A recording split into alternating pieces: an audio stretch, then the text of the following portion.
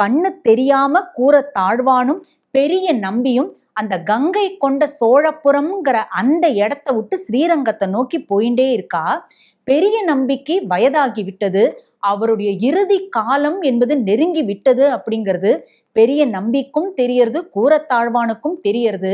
அதாவது கொஞ்சம் தூரம் நடந்தா ஸ்ரீரங்கம் வந்துவிடும் அப்படிங்கிற தூரத்துல அவங்க நடந்து வந்து கொண்டே இருக்கார்கள். இருவருக்குமே கண்கள் என்பது தெரியாது. அப்போ பெரிய நம்பி ஒரு இடத்துல உட்கார்ந்தாராம். உட்கார்ந்துட்டு சொன்னாராம், இன்னும் ரொம்ப நேரம் அடியனுக்கு உயிர் தரித்திருக்க மாட்டேன் அப்படின்னு சொல்லி கூரத்தாழ்வானுடைய மடியில் தன் தலையை வைத்து படுத்து கொண்டாராம். இதையெல்லாம் ஆளவந்தாரின் மகளான அத்துழாய் பார்த்தாளாம். அப்பா கொஞ்சம் பொறுத்துக்கோங்கோ, இன்னும் கொஞ்சம் தூரம் நடந்து போயிட்டோம் அப்படின்னா நாம திருவரங்கத்தை அடைஞ்சிடலாம்.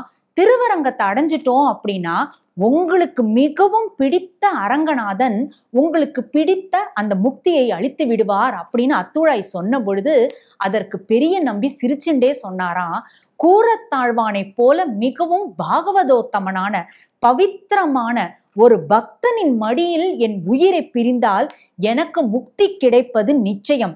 அந்த ரங்கநாதன் எந்த விதமான அந்த சாம்ராஜ்யத்தை, மோட்ச சாம்ராஜ்யத்தை எனக்கு அளிப்பானோ அதே சாம்ராஜ்யத்தை கூரத்தாழ்வானின் மடியில் என் உயிர் பிரிந்தாலும் அந்த பகவான் எனக்கு அருளுவார் அப்படின்னு சொல்லி பெரிய நம்பி கூரத்தாழ்வானின் மடியிலேயே தன் உயிரை விட்டாராம்.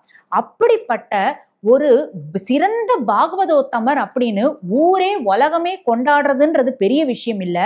ஆனா சுவாமி ராமானுஜருக்கே ஆச்சாரியனாக இருந்த பெரிய நம்பியை என்ன சொல்லியிருக்கார், கூரத்தாழ்வான் மிக சிறந்த பாகவதோத்தமர்.